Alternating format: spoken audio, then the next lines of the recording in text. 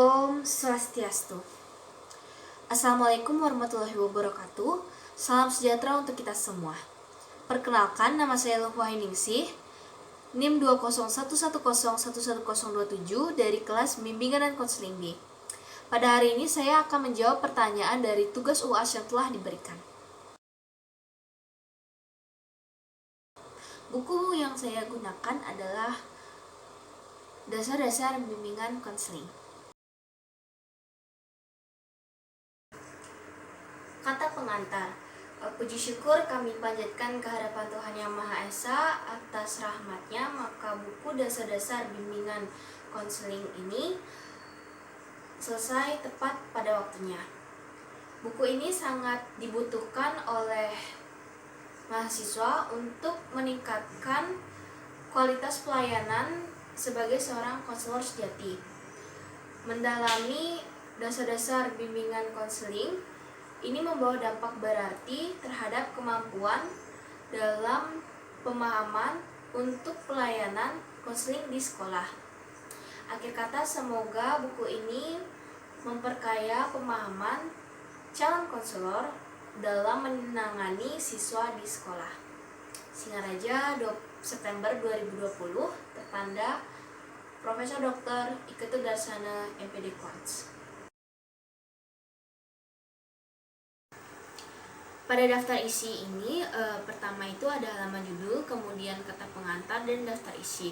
Dalam daftar isi ini terbagi atas 14 bab, di mana yang pertama itu ada bab 1 yang menjelaskan mengenai dasar-dasar bimbingan konseling. Pada dasar-dasar bimbingan konseling ini, pertama ada pendahuluan, kemudian ada pengertian dasar-dasar, lalu pengertian dari bimbingan, kemudian pengertian dari konseling. Lalu dilanjutkan mengenai tujuan dari bimbingan konseling, kemudian dilanjutkan dengan penjelasan mengenai fungsi bimbingan konseling, kemudian dijelaskan mengenai asas-asas bimbingan konseling, lalu terakhir dijelaskan mengenai peran dan fungsi. Pada bab 2 dijelaskan mengenai landasan-landasan bimbingan konseling. Yang pertama itu dijelaskan pendahuluan, kemudian dijelaskan landasan filosofis, yang ketiga dijelaskan mengenai landasan hukum bimbingan konseling, keempat dijelaskan mengenai landasan sosial budaya, yang kelima dijelaskan mengenai landasan ilmu dan teknologi, dan yang terakhir dijelaskan mengenai landasan pedagogis. Kemudian pada bab 3 dijelaskan mengenai jenis dari layanan bimbingan konseling, di mana pada bab ini dijelaskan yang pertama itu pendahuluan, kemudian pada bab ini juga dijelaskan mengenai operasional layanan bimbingan konseling. Kemudian pada bab 4 dijelaskan mengenai kegiatan pendukung bimbingan konseling. Pada bab ini dijelaskan pertama itu pendahuluan, kemudian dijelaskan mengenai jenis kegiatan pendukung. Lalu pada bab 5 dijelaskan mengenai bidang-bidang bimbingan konseling. Pada bab ini dijelaskan pertama itu ada pendahuluan, yang kemudian didukung dengan penjelasan jenis dari bidang bimbingan konseling.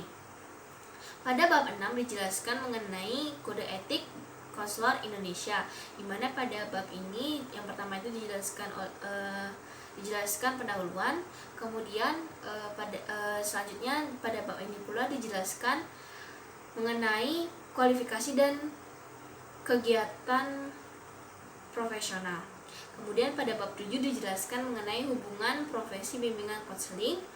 Pada bab ini dijelaskan pertama itu ada pendahuluan, kemudian dijelaskan mengenai profesi BK dengan profesi kesehatan, kemudian juga dijelaskan mengenai profesi BK dengan psikologi, lalu profesi BK dengan psikoterapi. Lalu pada bab 8 dijelaskan mengenai contoh-contoh kasus dalam bimbingan konseling. Pada bab 9 dijelaskan mengenai teori dan teknik konseling, di mana pada bab ini dijelaskan ada strategi modifikasi kognitif, kemudian dijelaskan mengenai teori psikoanalisa, lalu dijelaskan mengenai teori self, lalu dijelaskan mengenai kelompok psikodinamika, lalu dijelaskan teori berpusat pada pribadi, kemudian dijelaskan mengenai teori Gestalt, lalu dijelaskan pula mengenai teori analisa transaksional, kemudian dijelaskan mengenai teori realita, teori konseling realita, kemudian dijelaskan mengenai teori konseling behavioral, kemudian teori konseling behavioral, kemudian dijelaskan mengenai teori konseling nasional emotif, teori konseling rasional emotif. Pada bab 10 dijelaskan mengenai sejarah konseling dan akar filosofisnya. Kemudian pada bab 11 dijelaskan konseling dan perkembangan profesinya. Lalu pada bab 12 dijelaskan mengenai spesialisasi dalam konseling. Kemudian pada bab 13 dijelaskan mengenai asosiasi profesional, standar, dan kredensial. Kemudian pada bab 14 dijelaskan mengenai tentang tantangan legal dan etika konseling. Lalu terakhir ada daftar referensi. Pada landasan dari bimbingan konseling itu ada 5. Yang pertama itu adalah landasan filosofis, kemudian landasan hukum bimbingan konseling, ketiga ada landasan sosial budaya, lalu ada landasan yang keempat landasan ilmu dan teknologi, dan yang terakhir ada landasan pedagogis. Asas-asas bimbingan konseling ada 12.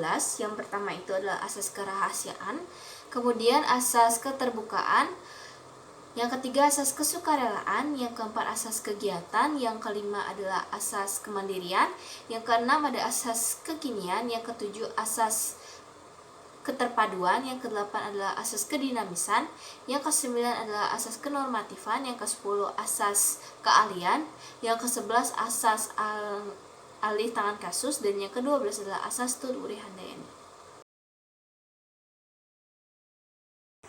Teori konseling yang ada di buku ada 9 teori. Yang pertama itu ada teori psikoanalisa, kedua ada teori self, ketiga ada teori kelompok psikodinamika, lalu yang keempat ada teori berpusat pada pribadi, kelima ada teori Gestalt, keenam ada teori analisis transaksional, ketujuh ada teori konseling realita, kemudian yang ke-8 ada teori konseling behavioral, yang terakhir yang ke-9 ada teori konseling rasional emotif.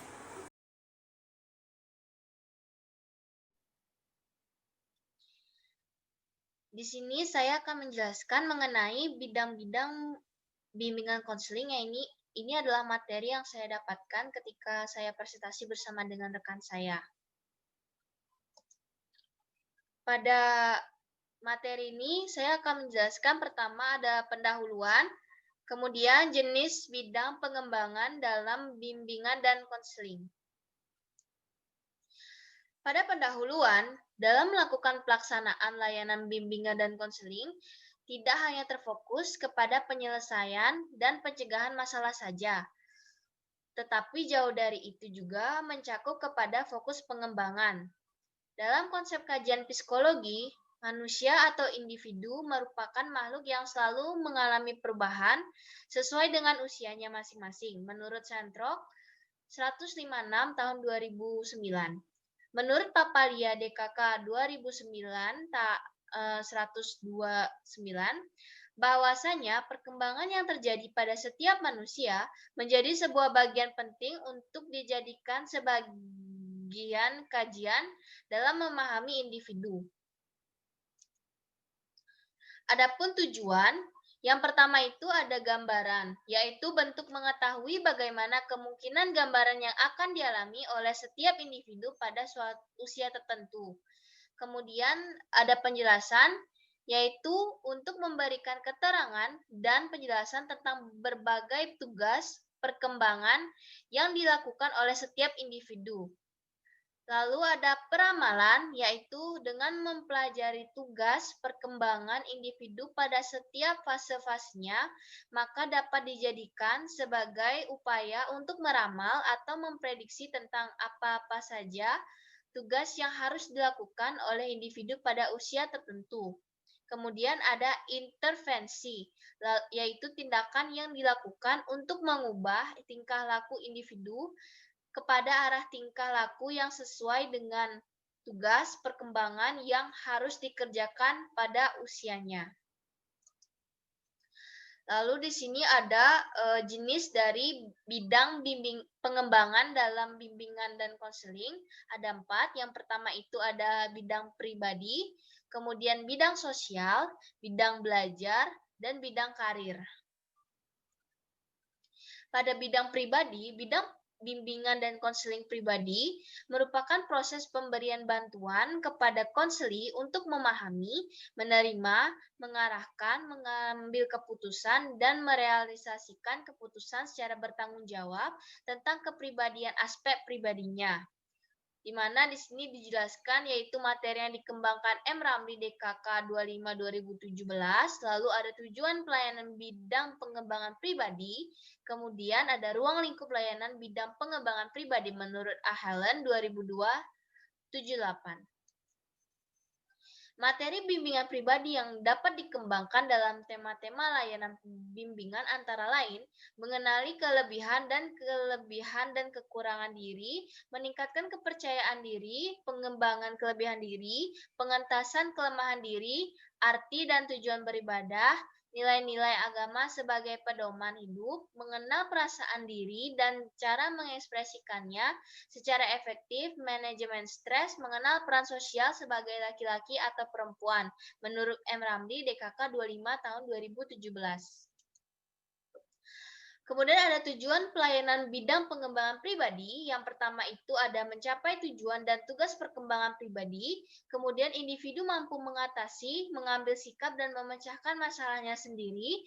Lalu yang terakhir ada individu mampu mengatur dirinya sendiri di bidang kerohanian, perawatan jasmani, dan pengisian waktu luang menurut Tohrin 125 tahun 2017. Maaf, tahun 2007. Lalu ada ruang lingkup layanan bidang pengembangan pribadi menurut E. Halen 2002 nomor 78. Yang pertama itu ada pemantapan sikap dan kebiasaan serta pengembangan wawasan dalam beriman dan bertakwa kepada Tuhan Yang Maha Esa.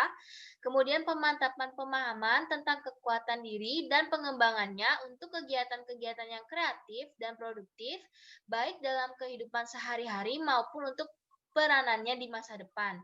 Lalu ada yang ketiga, pemantapan pemahaman tentang bakat dan minat pribadi, serta penyaluran dan pengembangannya melalui kegiatan kreatif.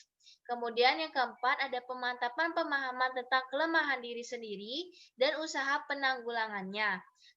Yang kelima, ada pemantapan pemahaman tentang kelemahan diri sesuai dengan keputusan yang telah diambilnya. Dan yang terakhir, ada pemantapan dalam perencanaan dan penyelenggaraan hidup sehat, baik secara rohaniah maupun jasmani. Kemudian ada bidang sosial. Pada bidang sosial, bidang pengembangan sosial adalah bidang pelayanan yang membantu peserta didik dalam memahami dan menilai serta mengembangkan kemampuan hubungan sosial yang lebih luas. Bimbingan dan konseling sosial bertujuan untuk membantu konseling agar mampu berempati, memahami keragaman latar sosial budaya, menghormati dan menghargai orang lain. Di mana dijelaskan mengenai aspek-aspek bimbingan sosial, tujuan bimbingan sosial, dan ruang lingkup bimbingan sosial. Bimbingan sosial bermakna suatu bimbingan atau bantuan dalam menghadapi dan memecahkan masalah-masalah sosial, seperti pergaulan, penyelesaian masalah konflik, penyesuaian diri, dan sebagainya. Bimbingan sosial juga bermakna suatu bimbingan atau bantuan dari pembimbing kepada individu agar dapat mewujudkan kepribadian yang mampu bersosialisasi dan menyesuaikan diri dengan lingkungannya secara baik. Menurut Suparman, bimbingan sosial adalah layanan bimbingan yang diberikan kepada siswa untuk mengenal lingkungannya sehingga mampu bersosialisasi dengan baik dan menjadi pribadi yang bertanggung jawab.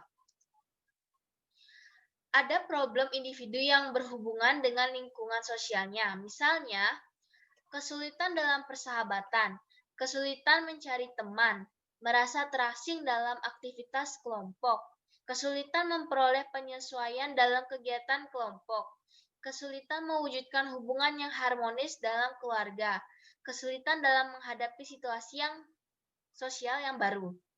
Lalu selain problem tersebut, aspek yang memerlukan layanan bimbingan sosial antara lain kemampuan individu melakukan sosial dengan lingkungannya, kemampuan individu melakukan adaptasi, kemampuan individu melakukan hubungan sosial atau interaksi sosial dengan lingkungan keluarga, sekolah, dan masyarakat. Menurut Tohrin 128 tahun 2007.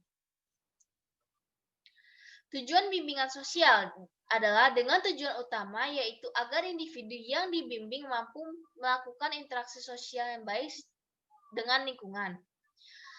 Ruang lingkup bidang sosial ada pengembangan dan pemantapan kemampuan berkomunikasi dengan baik melalui ragam lisan ataupun tulisan secara efektif. Kemudian ada pengembangan kemampuan bertingkah laku dan hubungan sosial dengan menjunjung tinggi tata krama, sopan santun, serta nilai-nilai agama, adat, peraturan, dan kebiasaan yang berlaku. Lalu ada pengembangan dan pemantapan hubungan yang dinamis, harmonis, dan produktif. Kemudian pengenalan, pemahaman, dan pemantapan tentang peraturan, kondisi, dan tuntutan sekolah, rumah, dan lingkungan, serta upaya dan kesadaran untuk melaksanakannya secara dinamis dan bertanggung jawab. Lalu ada pemantapan kemampuan menerima dan mengemukakan pendapat serta berargumentasi secara dinamis, kreatif, dan produktif. Lalu ada orientasi tentang hidup berkeluarga menurut Helen 79/2002. Kemudian ada bidang belajar. Bidang belajar yaitu bidang pelayanan yang membantu peserta didik mengembangkan kemampuan belajar dalam rangka mengikuti pendidikan, sekolah, dan belajar secara mandiri. Ada aspek-aspek bimbingan belajar, kemudian tujuan bimbingan belajar, lalu ruang lingkup bimbingan belajar. Bimbingan belajar merupakan suatu bantuan yang diberikan guru pembimbing kepada individu atau siswa atau peserta didik dalam hal untuk menemukan cara belajar yang tepat, cara belajar yang efektif, cara untuk menangani masalah-masalah dalam belajar, maupun menangani kesulitan-kesulitan dalam belajar. Yang A. Aspek-aspek bimbingan belajar. Beberapa aspek masalah belajar yang memerlukan layanan bimbingan belajar yaitu pengenalan kurikulum, pemilihan jurusan, cara belajar yang tepat, perencanaan pendidikan. Tujuan bimbingan belajar secara umum, tujuan bimbingan belajar adalah membantu siswa agar mencapai perkembangan yang optimal sehingga tidak menghambat perkembangan belajar siswa. Sedangkan secara khusus, tujuan bimbingan belajar adalah agar siswa mampu menghadapi dan memecahkan masalah belajar. Yang C, ruang lingkup bimbingan belajar. Ruang lingkup bimbingan belajar dapat dirinci sebagai berikut. 1. Pengembangan sikap kebiasaan dan keterampilan belajar yang efektif dan efisien, serta produktif dengan sumber belajar yang bervariasi dan kaya. 2. Menumbuhkan disiplin siswa dalam belajar dan berlatih baik secara mandiri maupun kelompok. 3. Mengembangkan materi program belajar. 4. Mengembangkan pemahaman dan pemanfaatan kondisi fisik, sosial, dan budaya lingkungan, sekolah atau alam sekitar untuk pengembangan pengetahuan, keterampilan, dan pengembangan pribadi. Yang kelima, orientasi belajar untuk pendidikan tambahan dan pendidikan yang lebih tinggi.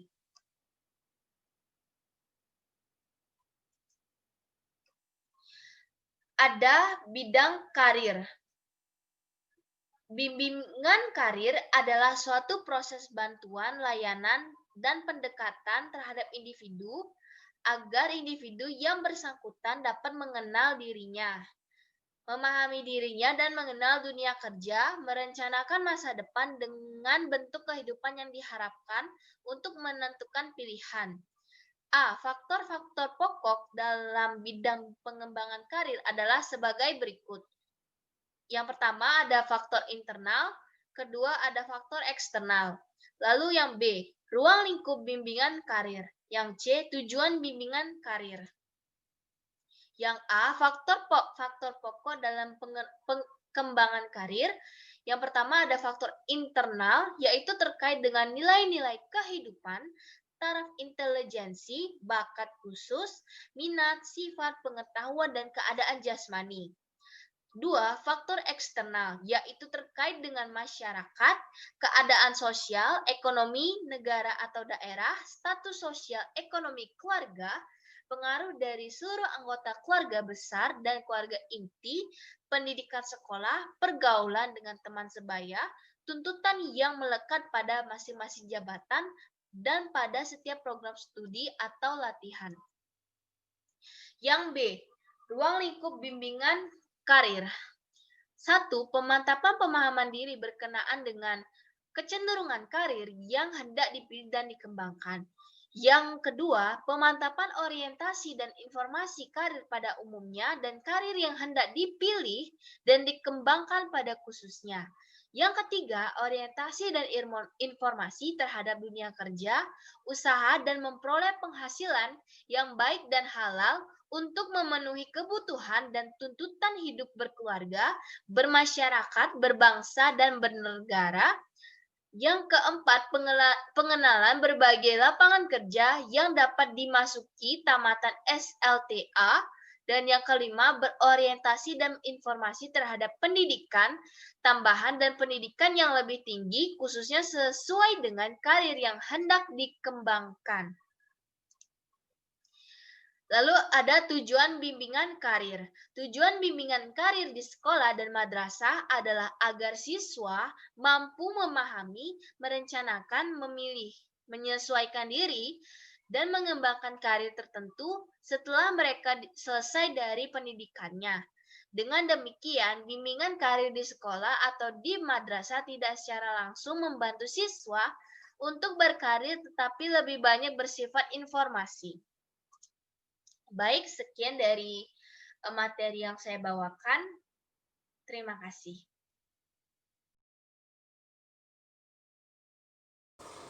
Alasan saya kenapa saya memilih jurusan bimbingan dan konseling dilihat dari prospek kerja bahwa bimbingan konseling ini sangatlah dibutuhkan di Indonesia, terutama pada instansi-instansi pendidikan untuk memperbaiki kepribadian atau membimbing kepribadian pada siswa. Maka dari itu pemerintah sangat-sangat membutuhkan tenaga kerja atau calon-calon konselor. Maka dari itu alasan saya kenapa saya ingin memilih bimbingan konseling. Kemudian ilmu yang saya dapatkan ini bisa saya terapkan dalam kehidupan sehari-hari, tidak hanya dalam bentuk sebuah pekerjaan. Maka dari itu dengan saya mendapatkan ilmu ini, saya bisa menerapkan ilmu bimbingan konseling ini untuk bisa diterapkan dalam kehidupan sehari-hari saya, sehingga ketika saya mendapatkan sebuah permasalahan atau mungkin ketika saya sedang mengalami masa yang benar-benar membuat saya terpuruk ataupun juga merasa permasalahan saya ini begitu berat untuk diatasi gitu. Jadi dengan ilmu ini saya bisa menerapkannya, dan dengan adanya ilmu ini saya bisa mencoba untuk menyelesaikan permasalahan saya dari materi-materi yang sudah saya dapatkan.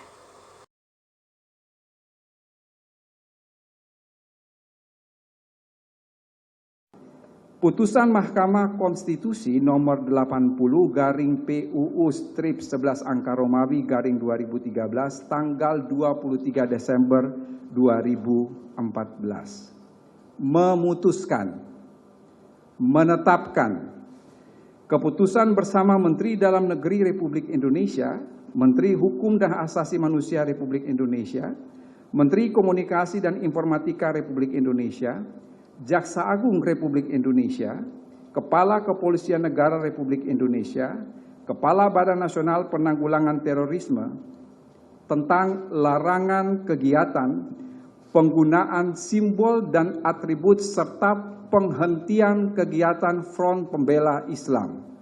Kesatu, menyatakan Front Pembela Islam adalah organisasi yang tidak terdaftar sebagai organisasi kemasyarakatan sebagaimana diatur dalam peraturan perundang-undangan, sehingga secara de jure telah bubar sebagai organisasi kemasyarakatan. Kedua, Front Pembela Islam sebagai organisasi kemasyarakatan yang secara de jure telah bubar, pada kenyataannya masih terus melakukan berbagai kegiatan yang mengganggu ketentraman, ketertiban umum, dan bertentangan dengan hukum. Ketiga, melarang dilakukannya kegiatan, penggunaan simbol dan atribut Front Pembela Islam dalam wilayah hukum Negara Kesatuan Republik Indonesia. Keempat, apabila terjadi pelanggaran sebagaimana diuraikan dalam diktum ketiga di atas, aparat penegak hukum akan menghentikan seluruh kegiatan yang sedang dilaksanakan oleh Front Pembela Islam. Kelima, meminta kepada masyarakat A. untuk tidak terpengaruh dan terlibat dalam kegiatan penggunaan simbol dan atribut Front Pembela Islam. B. Untuk melaporkan kepada aparat penegak hukum setiap kegiatan penggunaan simbol dan atribut Front Pembela Islam. Keenam, kementerian, lembaga yang mendatangani surat keputusan bersama ini agar melakukan koordinasi dan mengambil langkah-langkah penegakan hukum sesuai dengan ketentuan perundang-undangan. Ketujuh, keputusan bersama ini mulai berlaku pada tanggal ditetapkan di Jakarta pada tanggal 30 Desember 2020. Menteri Dalam Negeri Republik Indonesia Muhammad Tito Karnavian, Menteri Hukum dan HAM Republik Indonesia Yasona Halaoli, Menteri Komunikasi dan Informatika Republik Indonesia Johnny G. Plate, Jaksa Agung Republik Indonesia Burhanuddin, Kepala Kepolisian Negara Republik Indonesia Jenderal Polisi Idam Aziz, Kepala Badan Nasional Penanggulangan Terorisme Komisaris Jenderal Boy Rafli Ahmad. Sekian dan terima kasih.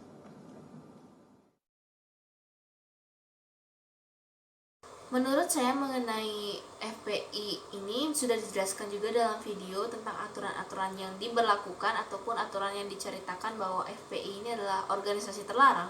Dan menurut pandangan saya memang benar. Kenapa? Karena FPI ini adalah lembaga yang saya pikir bahwa lembaga ini sering membuat masalah yang menyangkut pautkan dengan agama. Jadi dengan permasalahan tersebut akan memungkinkan terjadinya perpecahan jika tidak dapat diatasi. Maka dari itu saya bisa katakan bahwa organisasi ini benar-benar bisa dikatakan terlarang dan memang harus dibasmi untuk mencegah terjadinya perpecahan yang terjadi karena atas nama agama.